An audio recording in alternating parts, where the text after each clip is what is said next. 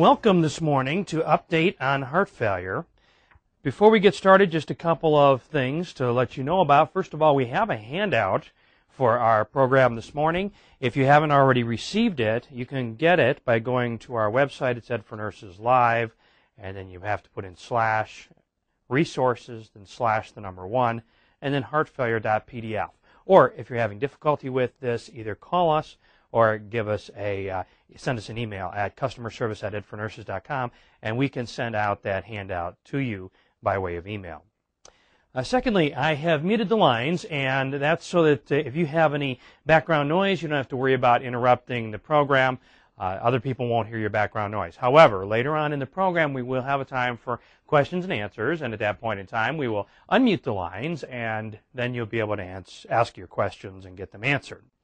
Okay, so let's go ahead and get started. This is Update on Heart Failure. My name is David Woodruff. I began my career as a paramedic. I worked out in the field for a number of years before I went to nursing school, and that gave me the opportunity to be able to see the healthcare setting from the outside.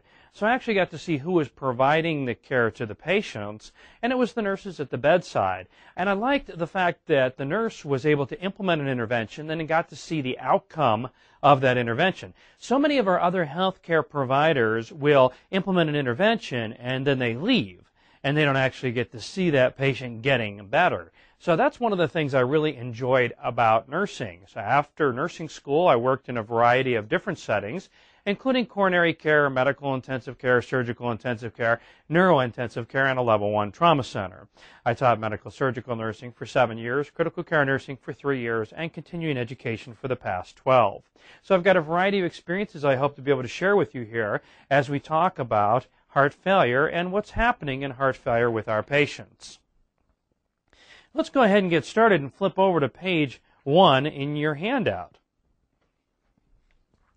So a little bit, first of all, about what's happening with heart failure and what heart failure is to begin with.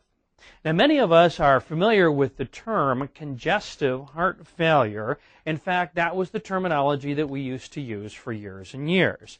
And recently, there has been some consensus that not all heart failure is congestive.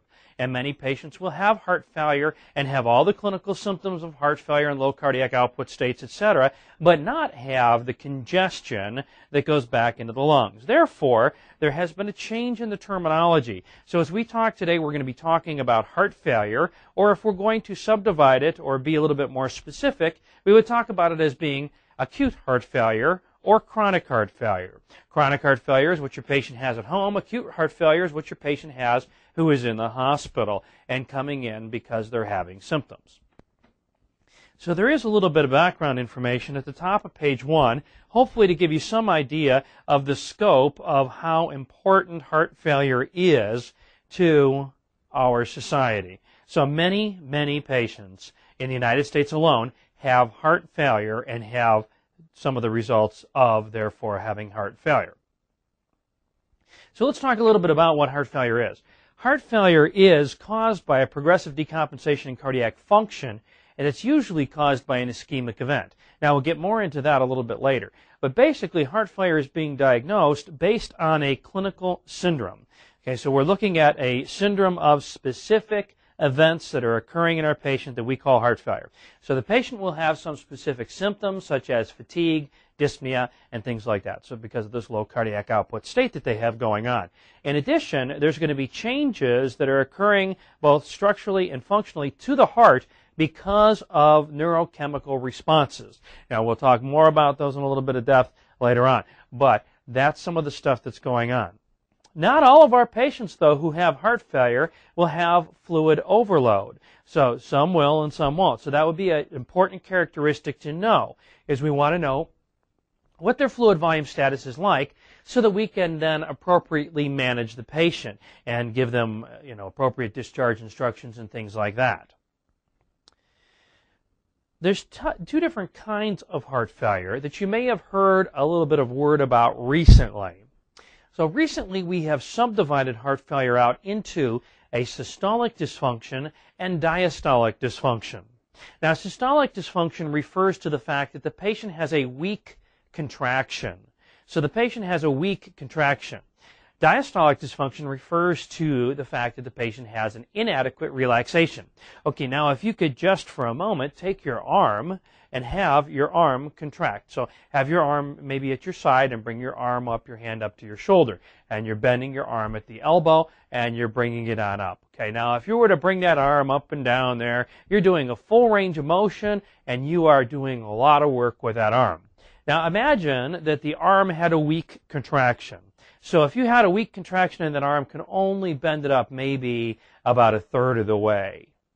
That is what happens when we have systolic dysfunction. Okay, now imagine that you're just bringing that arm up a third of the way and you're supposed to be doing work with this thing, right? Okay, well you're not going to get a whole lot of work done because you're only using maybe a third of your full range of motion.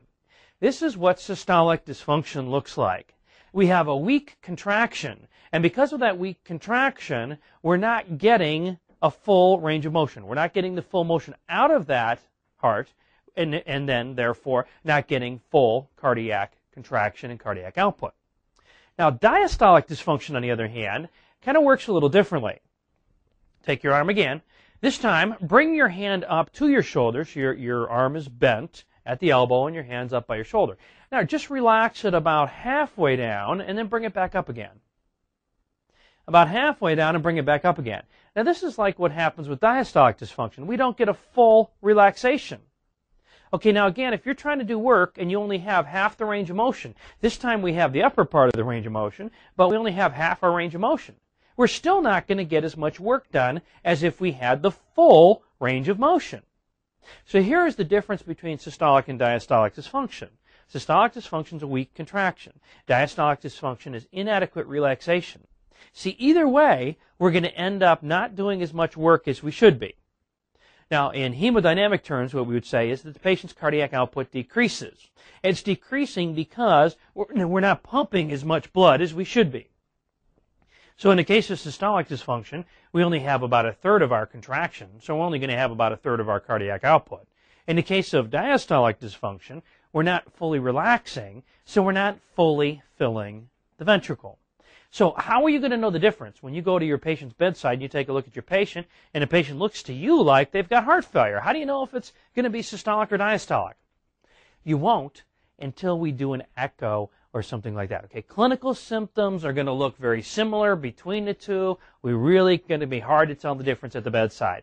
Both conditions result in a low cardiac output. However, when we do an echo, we're going to see that the patient who has diastolic dysfunction, now remember diastolic was the inadequate relaxation. Strong contraction, but we don't fully relax. In that patient, the ejection fraction will be maintained. Now, ejection fraction is the amount of blood that's pumped out of the heart with each contraction. So the ejection fraction is maintained. In other words, what that means is that the patient still has a good ejection fraction despite the fact that cardiac output is low. Well, how would that be possible? Again, go back to that idea with your arm. If you were to bring your arm up to your shoulder again, now drop it down about halfway and bring it back up again, okay? We got a nice strong contraction there, but we're only moving it from the halfway point up to the shoulder. So we're only going through half the range of motion. Now, if that was your ventricle, what we'd be doing is filling it less than we normally would. So here is how the ejection fraction is maintained. We started with less. Okay, so we end up having 60% of the blood that's in the ventricle pumped out, but we started with less blood in the ventricle because the ventricle didn't fully relax. And this is what gives us diastolic dysfunction. Now, irregardless of whether the cause is systolic or diastolic, these conditions cause a low cardiac output state. Now, we're going to talk a little bit more about these neurochemicals here in a few moments, but it's because of the low cardiac output state that the neurochemical response is initiated, which then causes the patient to develop cardiac